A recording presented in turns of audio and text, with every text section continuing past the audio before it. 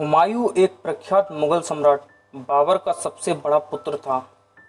हुमायूं इकलौता ऐसा मुगल शासक था जिसने अपने पिता बाबर की आज्ञा का पालन करते हुए अपने मुगल साम्राज्य का बंटवारा अपने चारों भाइयों में किया था।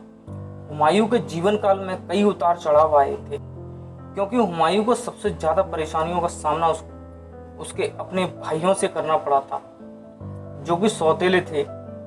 वहीं अफगान शत्रुओं ने हुमायूं की मुसीबतों को और भी ज़्यादा बढ़ा दिया था। नमस्कार दोस्तों, स्वागत है आपका अपने YouTube channel things to know में। दोस्तों, आज मैं आपको हुमायूं के जीवन काल की कुछ दुर्लभ एवं रोचक जानकारियों से रूबरू कराऊंगा। वीडियो को अंत तक जरूर देखना और चैनल सब्सक्राइब कर मेरा सहयोग करना। हुमायूं का जन्म 6 मार्च 1508 ईस्वी में काबुल के एक प्रख्यात मुगल सम्राट बाबर के यहाँ पुत्र के रूप में जन्म हुआ था। उनकी मां का नाम माहिम बेगम था। बचपन में सभी उनको नसीरुद्दीन मोहम्मद हुमायूं कहकर पुकारते थे। वह बाबर के सबसे बड़े और लाडले पुत्र थे। हुमायूं के 3 भाई कामरान मिर्जा, अस्करी और हिंदाल थे, जिनके लिए हुमायूं ने अपने साम्राज्य का बंटवारा कर दिया था, जिस कारण उन्हें काफी परेशानियों का सामना करना पड़ा था। मुगल शासक हुमायूं जब 12 वर्ष के थे तब उसे बदख्शां के सूबेदार के रूप में नियुक्त किया गया था। वहीं सूबेदार के रूप में हुमायूं ने भारत में उन सभी अभियानों में भी हिस्सा लिया जिनका नेतृत्व उसके पिता बाबर ने किया था। मुगल वंश के संस्थापक बाबर की मौत के 4 दिन बाद 30 दिसंबर 1530 ईस्वी में बाबर की इच्छा अनुसार उनके बड़े बेटे हुमायूं को मुगल साम्राज्य के सिंहासन की गद्दी पर बिठाया। हुमायूं ने अपने सौतेले भाई कामरान मिर्जा को काबुल और कांधार, अस्करी को संभल प्रदेश और मिर्जा हिंदाल को मेवात प्रदेश दिया था। हुमायूं के समकालीन सबसे प्रमुख शासक गुजरात के बहादुर शाह तथा अफगान शासक शेरशाह सूरी थे। 1532 ईस्वी में हुमायूं ने बिहार के चुनार पर आक्रमण किया। उस समय वहां का शासक शेर खां था, जिसने हुमायूं की अधीनता स्वीकार कर ली थी। हुमायूं ने 1535 ईस्वी में गुजरात के सुल्तान बहादुर शाह को पराजित किया।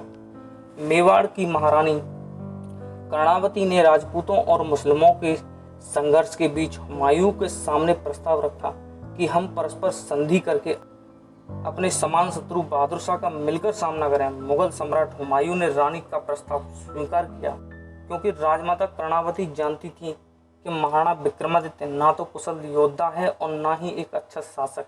इसलिए मेवाड़ की लाज बचाने के लिए उन्होंने हुमायूं को राखी भेजकर सहायता मांगी। हुमायूं को रानी कर्णावती ने धर्म भाई बनाया था, इसलिए हुमायूं ने भी राखी की लाज रखते हुए उनके राज्य की रक्षा का वचन दिया। हुमायूं ने राजमाता की राखी का मान रखा।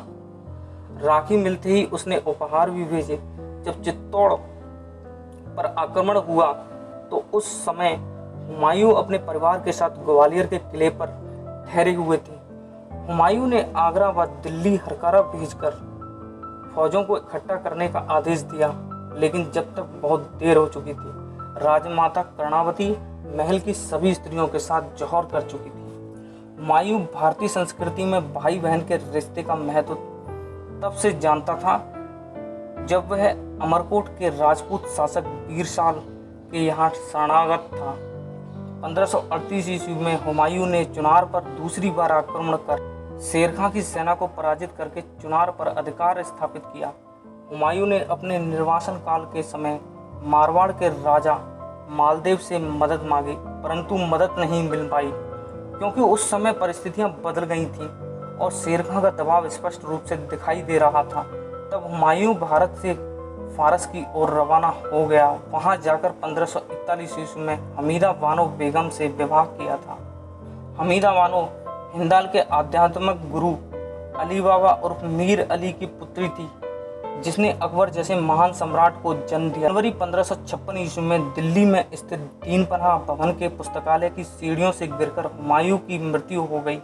इतिहासकार लैनपुल ने हुमायूं के बारे में कहा था कि वह जिंदगी भर लड़खड़ाता रहा और लड़खड़ाता ही उसकी मृत्यु हो गई।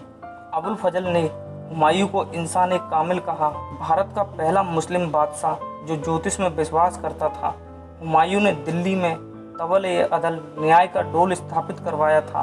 हुमायूं का मकबरा दिल्ली में स्थित है, जिसका निर्माण उसकी पत्नी ने करवाया था। चैनल से जुड़े रहने के लिए आपका बहुत बहुत धन्यवाद।